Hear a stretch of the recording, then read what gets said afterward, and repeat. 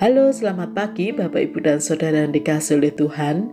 Syukur pada Tuhan kita boleh menikmati hari yang baru. Dan mari kita akan melanjutkan pembacaan firman Tuhan dari kitab 1 Samuel pasal 29. Demikian. Orang Filistin mengumpulkan segala tentara mereka ke Afek, sedang orang Israel berkemah dekat mata air yang di Yisrael. Maka ketika raja-raja kota orang Filistin berjalan lewat dalam pasukan-pasukan 100 dan 1000, dan ketika juga Daud beserta orang-orangnya berjalan lewat di belakangnya bersama-sama dengan Akis, berkatalah para panglima orang Filistin itu, "Apakah gunanya orang-orang Ibrani ini?" Jawab Akis kepada para panglima orang Filistin itu, "Bukankah dia itu Daud, hamba Saul, raja Israel yang sudah 1-2 tahun bersama-sama dengan aku, tanpa kudapati sesuatu pun kesalahan padanya sejak saat ia membelot sampai hari ini?" Tetapi para panglima orang Filistin itu menjadi marah kepadanya, serta berkata kepadanya, "Suruhlah orang itu pulang, supaya ia kembali ke tempat yang kau tunjukkan kepadanya, dan janganlah ia pergi berperang bersama-sama dengan kita, supaya jangan ia menjadi lawan kita dalam peperangan.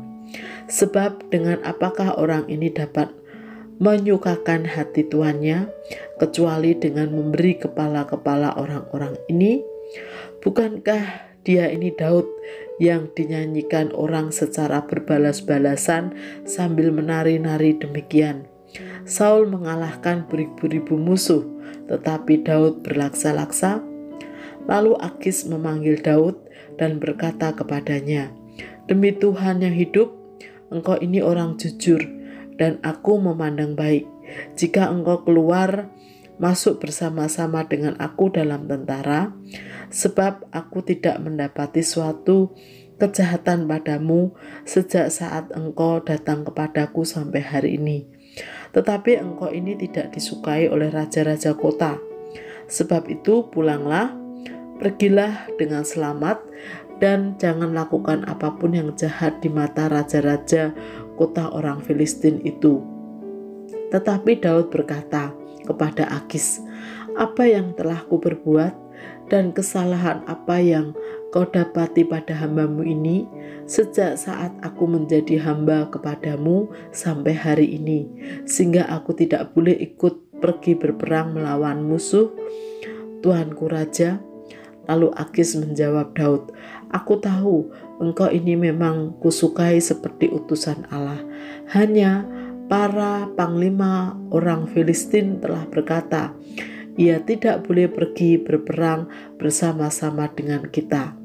Jadi bangunlah pagi-pagi beserta orang-orang tuanmu ini yang datang bersama-sama dengan engkau.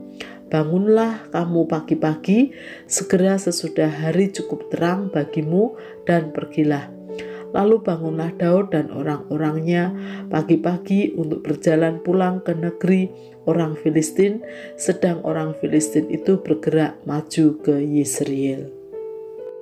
Bapak, Ibu, dan Saudara yang dikasihi oleh Tuhan, meskipun ada di tengah-tengah orang yang tidak menyukainya karena dianggap musuh, Daud tetap menunjukkan kesetiaan dan pekerjaannya yang baik, khususnya kepada Akis orang Filistin yang menjadi tuannya.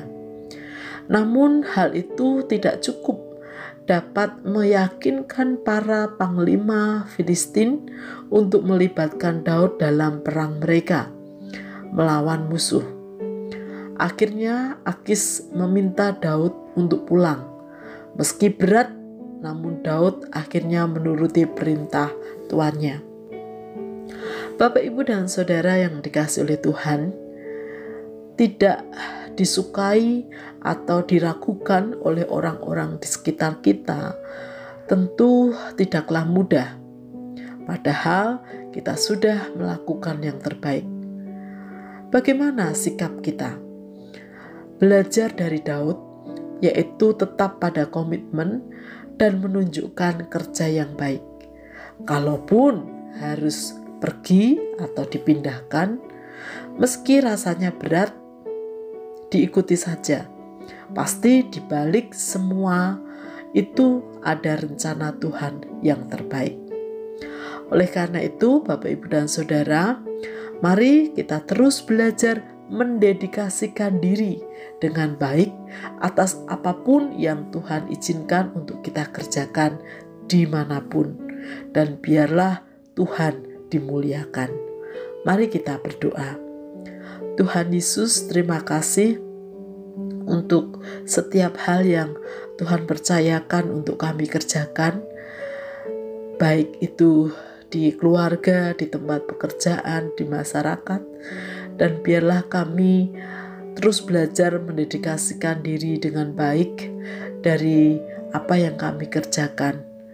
Meskipun kadang tidak mudah tantangan yang harus dihadapi, khususnya dari orang-orang di sekitar, tapi biarlah Tuhan yang akan menolong dan memampukan kami. Di dalam nama Tuhan Yesus, kami berdoa dan mengucap syukur. Amin.